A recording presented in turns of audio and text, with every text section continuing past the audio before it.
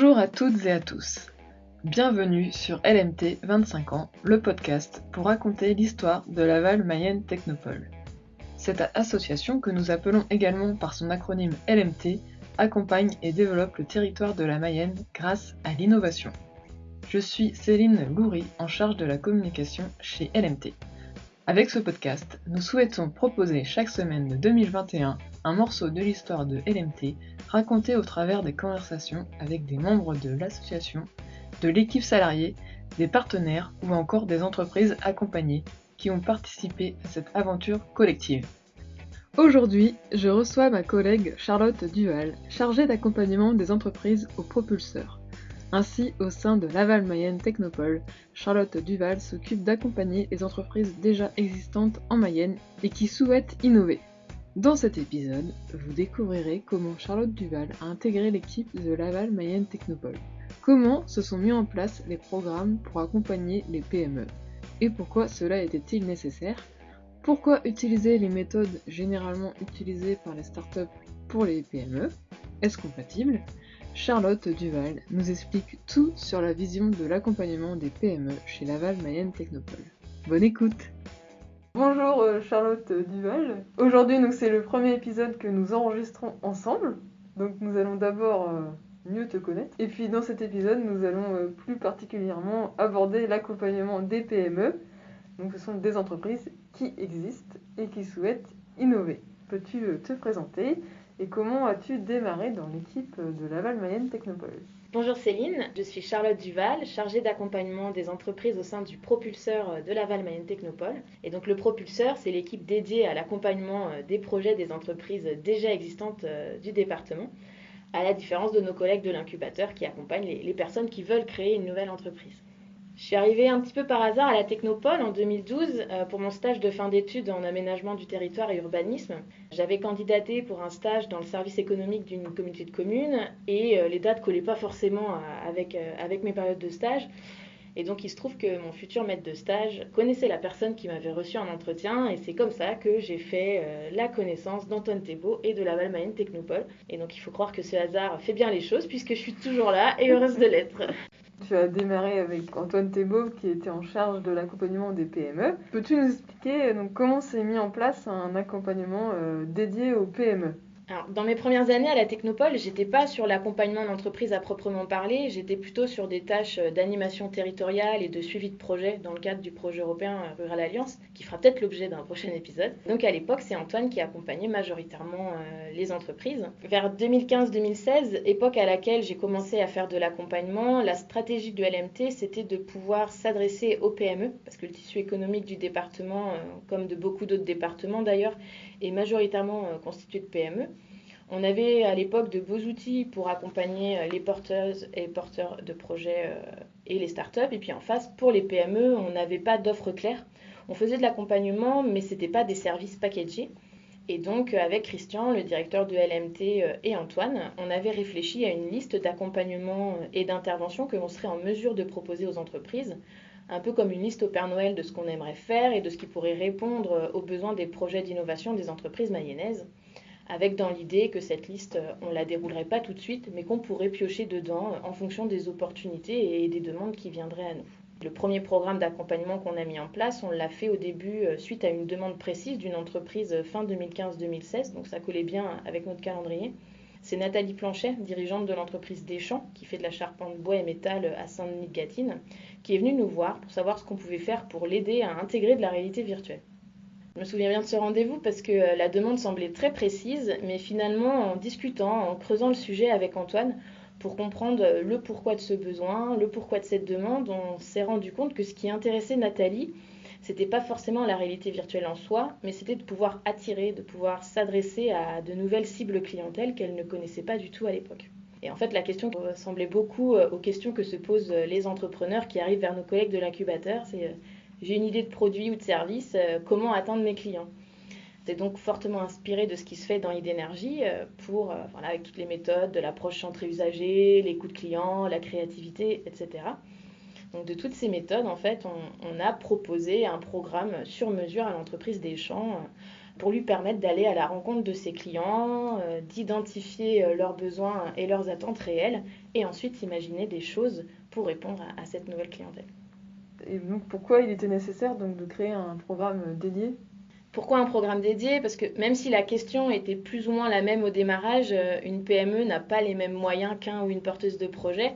Il y a une équipe un peu plus conséquente, un peu plus structurée derrière pour appuyer le développement des projets. Et surtout, il y a déjà finalement une vie quotidienne, des commandes à honorer, des process établis, donc quelque chose à faire tourner. Il fallait pouvoir jouer avec tout ça pour s'adapter aux moyens et aux temporalités des PME. Et à l'époque, Idénergie se faisait en workshop de 2 jours qui avait lieu à peu près toutes les 2 semaines.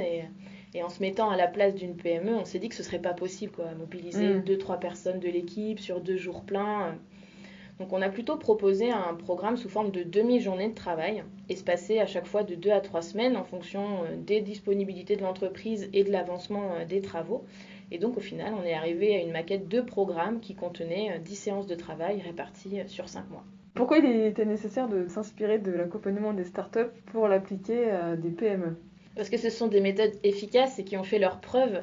Et le constat que l'on faisait à l'époque et que l'on fait encore aujourd'hui, c'est que toutes ces méthodes sont peu ou pas utilisées par les PME. Et c'est dommage, quand quelque chose fonctionne, c'est dommage de ne pas s'en saisir. Comment vous l'avez testé, donc ce programme Apollo, parce que c'est ça qui est né. Peux-tu nous expliquer donc, pourquoi ce nom et pourquoi cet univers ? En fait, on a testé le programme Apollo avant de lui trouver un nom. On avançait un peu au fil de l'eau pendant qu'on accompagnait l'entreprise des champs. Même si on avait prédéfini les grandes étapes, les méthodes à utiliser, etc., il fallait qu'on puisse rebondir sur ce qui se passait dans chaque séance. C'était la première fois qu'on le faisait, donc voilà, il fallait pouvoir définir les outils à utiliser quand. Et lorsqu'on a eu fini le premier programme, qu'on a vu les résultats, après avoir échangé avec Nathalie pour faire le point sur ce que ça lui avait apporté à elle et à son entreprise, on s'est dit que ce serait dommage de ne pas le proposer à d'autres entreprises, à d'autres PME du département de la Mayenne. Donc ce programme qu'on avait imaginé 100% sur mesure, on l'a peaufiné, on a défini les avantages, les objectifs, les bénéfices attendus, les outils à utiliser et quand, pour avoir quelque chose de plus standardisé, de plus formalisé et quelque chose qu'on pouvait proposer à d'autres entreprises. Et au moment où on était prêt à le proposer à d'autres entreprises, on s'est posé la question du nom. Enfin, comment on allait pouvoir appeler cet accompagnement ? Parce que accompagnement qui utilise la méthode centrée usager, c'est pas très vendeur. Donc il fallait qu'on trouve quelque chose d'un peu plus sympa, d'un peu plus fun et puis qui accroche les entreprises. Et pour trouver ce nom, j'ai pris ma casquette de facilitatrice de séance de créativité. J'ai sorti mes post-it et mes gommettes et puis j'ai convié les collègues à une séance de créativité. On avait fait ça sur un temps de déjeuner. Et puis avant de leur demander des idées de nom, j'ai demandé à chacune de donner des images auxquelles ce programme leur faisait penser. Et donc parmi les images qui sont sorties, il y avait la notion de préparer le lancement d'un projet. Comme on prend avec nous plusieurs personnes de l'entreprise, il y avait cette notion d'équipe ou d'équipage, cette notion où on embarque les gens avec nous. Également l'image de la longue vue ou du télescope pour regarder vers l'avenir, regarder loin, viser la lune. Et puis cette notion d'accélération de projet, de propulsion. Et à un moment de la séance, quelqu'un a sorti ce nom, le nom du programme Apollo, à la fois comme une image, mais aussi comme une proposition de nom. Et plus tard, en revenant dans notre bureau avec Antoine, on en a rediscuté, on a regardé les noms qui avaient été proposés, et très vite on s'est dit que ce nom-là, du programme Apollo, nous plaisait vraiment bien, et que ça nous amuserait beaucoup de jouer avec le thème de l'exploration spatiale pour communiquer autour de cet accompagnement. Et en effet, on s'est beaucoup amusé pour définir le logo, l'identité graphique, les slogans, le vocabulaire, le site internet, et également le petit cadeau que l'on remet en souvenir à chaque équipage à la fin de son programme Apollo. Sur le programme Apollo, est-ce que tu as des chiffres à nous mettre en avant ? Oui, donc le programme Apollo est né il y a 5 ans, en 2016. Le tout premier a été délivré par Antoine et moi.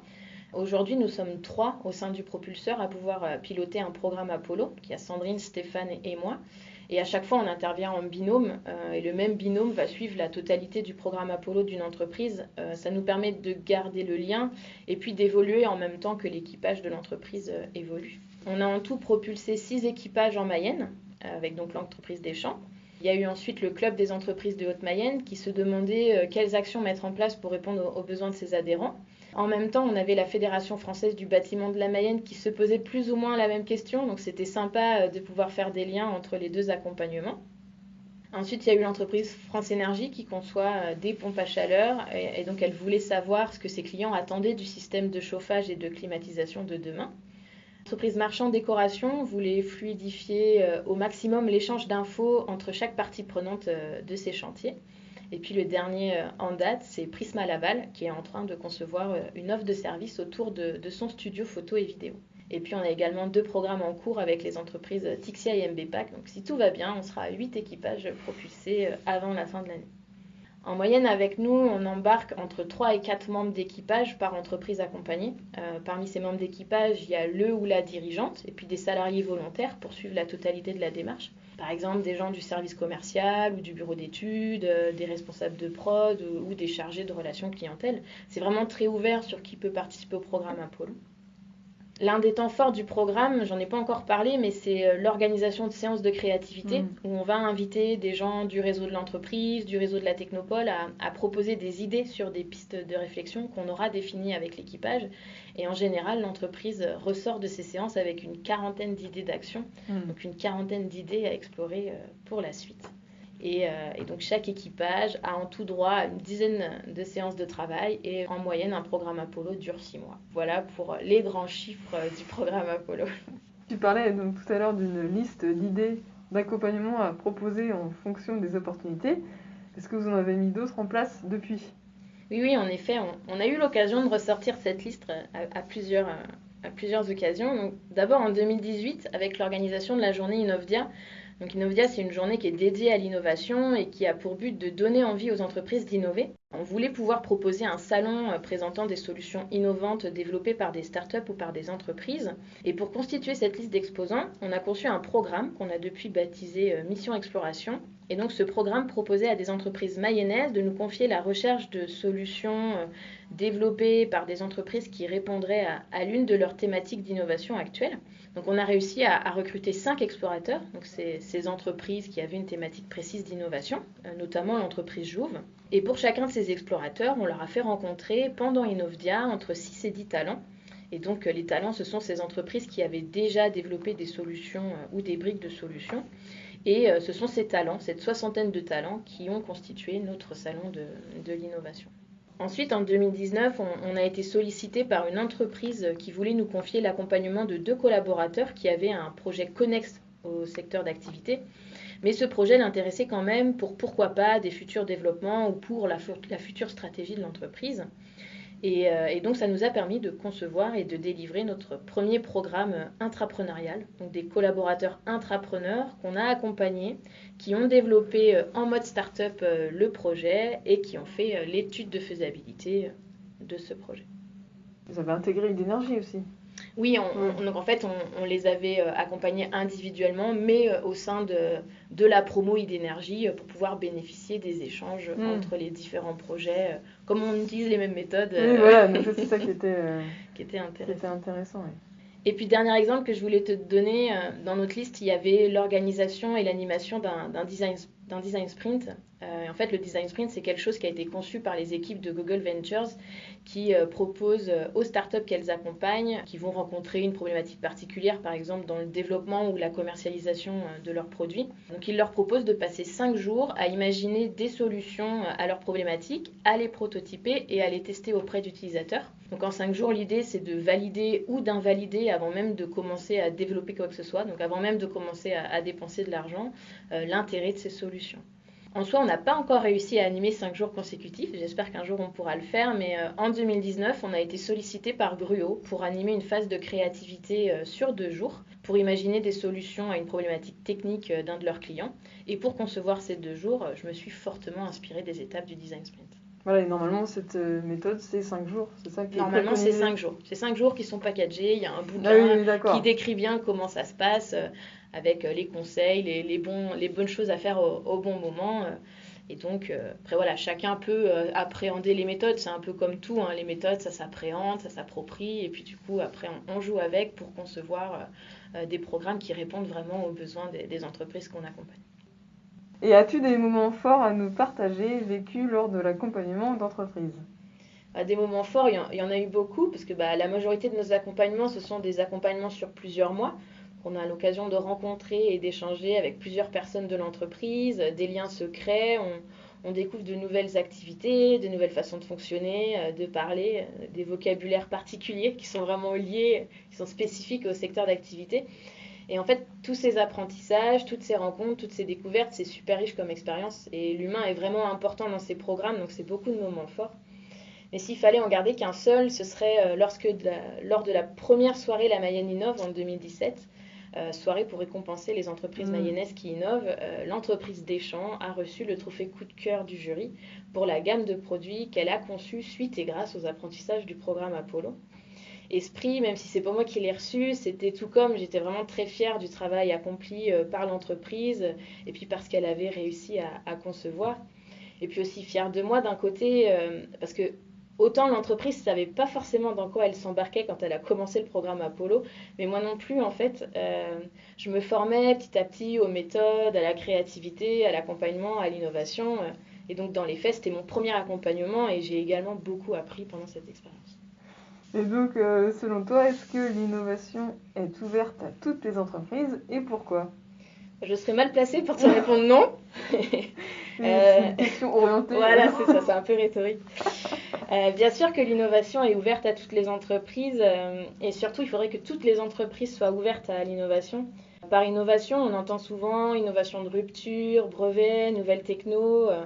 Mais l'innovation, c'est quelque chose de beaucoup plus large. En fait, l'innovation, c'est un état d'esprit. C'est s'interroger sur les besoins de ses clients, de ses utilisateurs finaux, puis pourquoi pas de ses partenaires, de ses collègues. Et ensuite, c'est imaginer des solutions pour répondre à ces besoins. Et ces solutions, en effet, elles peuvent s'appuyer sur des nouvelles technologies ou sur un travail de R&D, mais ça peut être aussi adapter un produit existant, proposer un service complémentaire ou s'organiser différemment.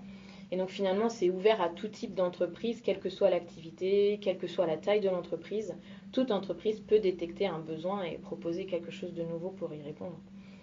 Et dans la mesure où innover, c'est répondre aux besoins de ses clients, une entreprise qui n'innove pas prend le risque petit à petit de perdre ses clients et donc de disparaître. Donc, il ne faut pas faire ça. Il faut innover et puis surtout, venez nous voir, on va vous accompagner à le faire. Merci Charlotte Duval pour toutes ces explications sur l'offre d'accompagnement de LMT pour les PME. Ces programmes s'inspirent des méthodes utilisées par les startups car les PME doivent innover pour perdurer et évoluer. Aussi, la question de rencontrer le marché est universelle, que nous soyons une entreprise en démarrage ou installée depuis longtemps. Comme des méthodes efficaces y ont fait leurs preuves auprès des startups, pourquoi ne pas les appliquer aux PME ? C'est ainsi qu'en 2016, un des premiers programmes d'accompagnement sur mesure et qui a été testé auprès d'une PME mayonnaise est né. Il s'agit du programme Apollo. D'ailleurs, si vous voulez aller voir le site web, c'est programmeapollo.fr. C'est tout un univers à découvrir et comme vous le verrez, c'est dans le même état d'esprit que Xavier Roland dans l'épisode 13 car LMT propose aux PME mayonnaises d'innover les pieds sur terre, la tête dans les étoiles. Il faut innover et si vous ne savez pas comment commencer, venez voir Laval Mayenne Technopole, l'équipe du propulseur saura vous guider. Et en effet, d'autres programmes existent, notamment Mission Exploration ou encore le Challenge Compétences, où il y aura un épisode dédié très bientôt, et d'autres programmes sont mis en place pour des missions précises. Il y a de quoi faire et même d'autres sont à venir.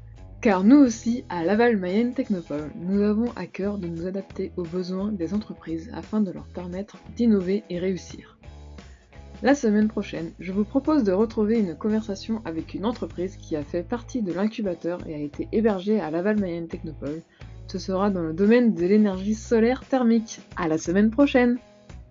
Et pour écouter les épisodes précédents, c'est possible sur toutes les plateformes de podcast habituelles, mais aussi sur la chaîne YouTube Innover et Réussir. Et si vous voulez recevoir l'épisode dans votre boîte email, inscrivez-vous sur lmt25ans.substack.com. À très bientôt sur les ondes de l'innovation mayonnaise.